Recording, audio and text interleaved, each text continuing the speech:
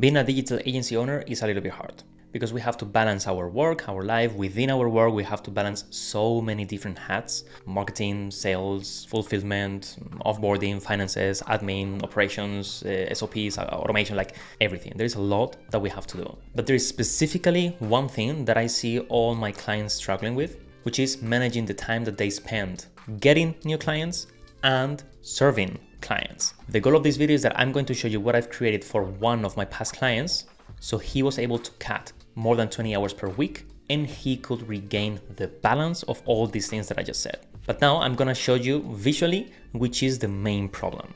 Here we have the two main activities that we're gonna be doing as service providers. One, lead generation. This can be creating content, creating cold email outreach campaigns, ads, and all of that, and serving clients.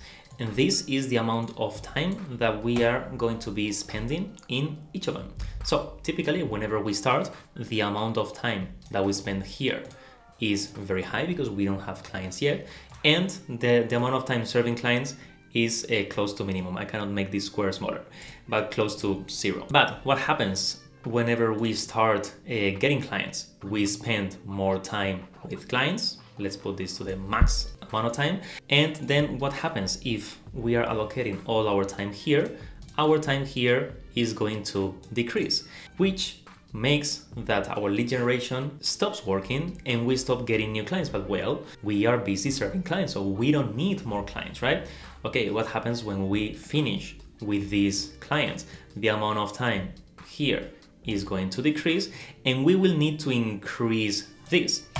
But you know that lead generation is elastic, so the amount of time that we spend today on it is not going to reflect on new leads immediately. So we will have to wait for 1-2 months, and probably during these 1 or 2 months, we're not gonna get any new clients. So what does this mean? This is a feast or famine cycle. Feast, when we serve clients, we are earning money and everything, but we are not really taking care of lead generation.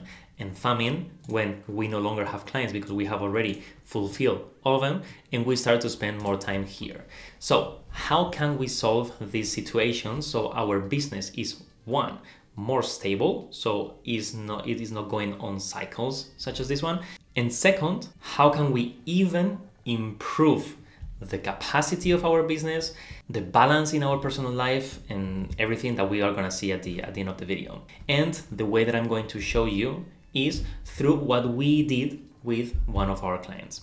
Okay, so the situation of this client is that he was spending 30 hours per week working on serving clients at a given moment. And he was having this exact same problem, this feast or famine cycle. So the first thing that we did was to standardize his process. Why? Because only standardized processes are automatable, so we can automate, and are delegatable, so we can delegate. So this is the very first step that we took, which is to standardize his process. This covers every little step from the moment that the lead has been created until the very end, going all the onboarding, like all the different statuses that the client goes through, the fulfillment, the offboarding, and all of that.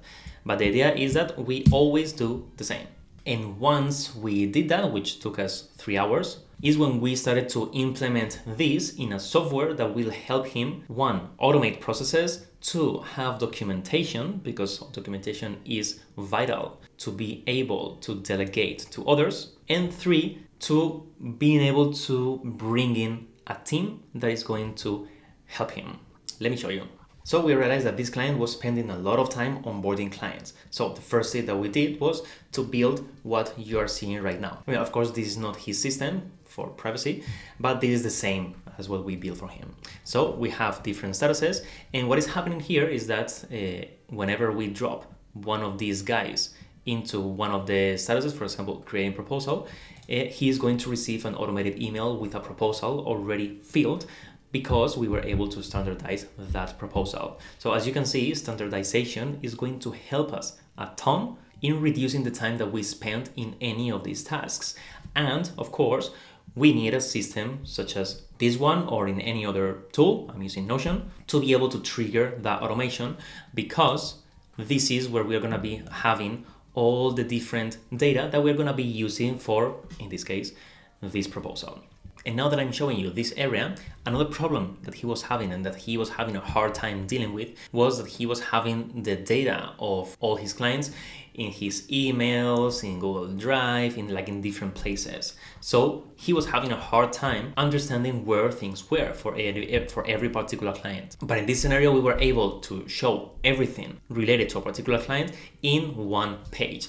Plus, we were able to have a command bar with different buttons depending on what we want to do next with the client. So if the client converts, we can click here. If the client was lost, we will click here. In his case, we have more different options depending on what the client was doing, but everything was handled with buttons, which is what I think the most user-friendly way. And then in this case, whenever the client was closed, we will click here, and what this will do is to create a project over here, new project. This is already created, and this is where we are going to be managing the project of this client. And then remember that we were able to standardize the process, because again, another area where my client was spending a lot of time in was creating all the tasks that he needed to do for this particular client. And what was even worse is that he was having to think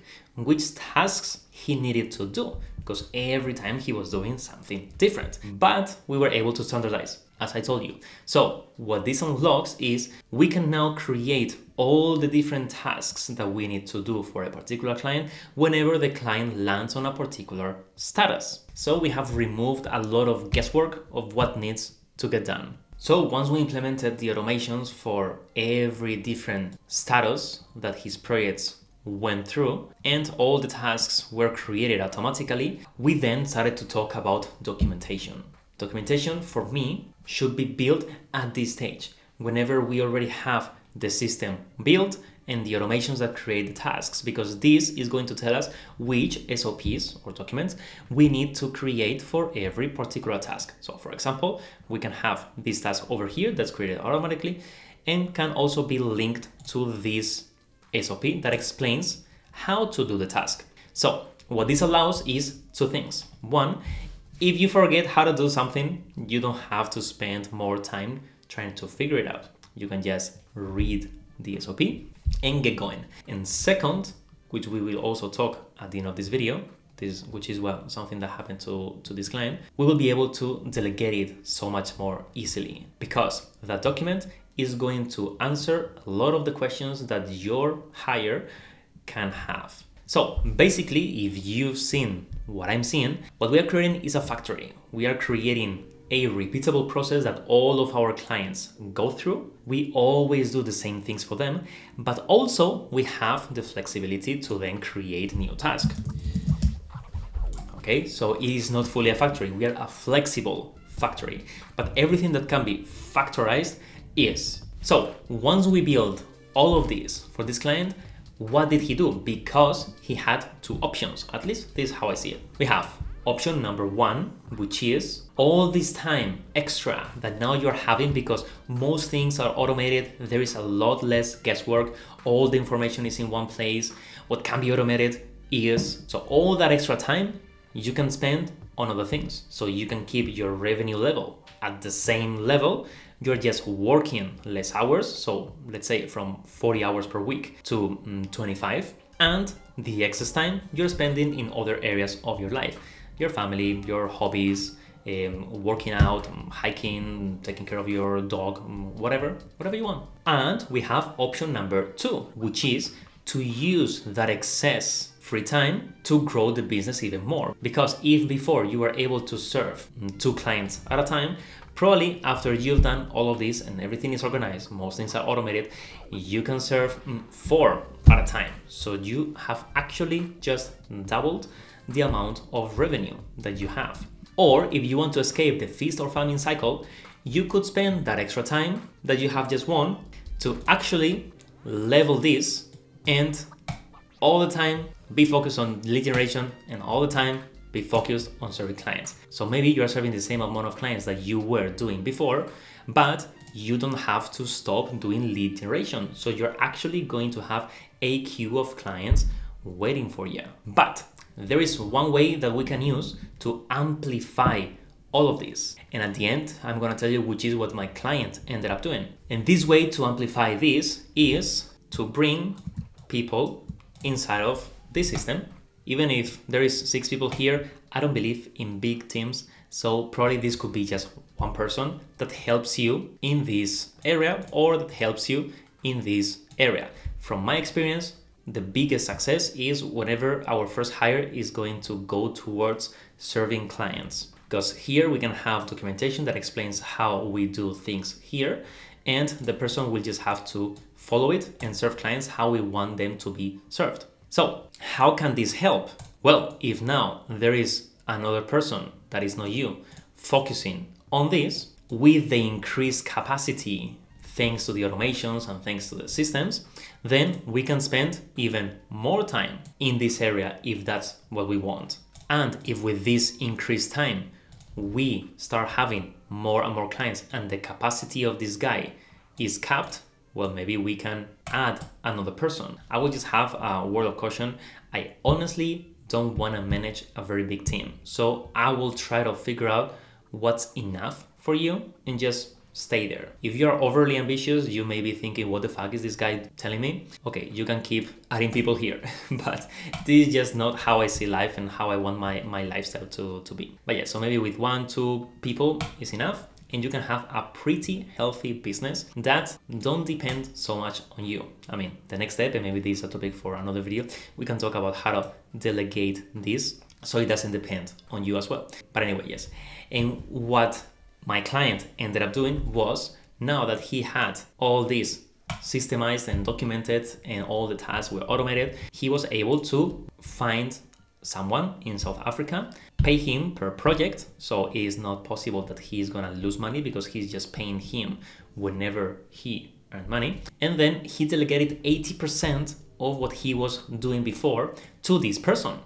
And he didn't have to spend much time training him because he had documents that explain how to do almost everything. So he was able to focus more on this and have a much healthier business. No more feast or famine. Everything was much more stable and his revenue number kept growing steadily thanks to this. So well, basically this is what we help small business owners all the time, every week in Systemify. So if you want to check how this can apply to your particular business and if we can help you, you can book a call with us and we're going to have a chat to see if we can be a good match. And well, that is it for this video. And as always, hasta la próxima.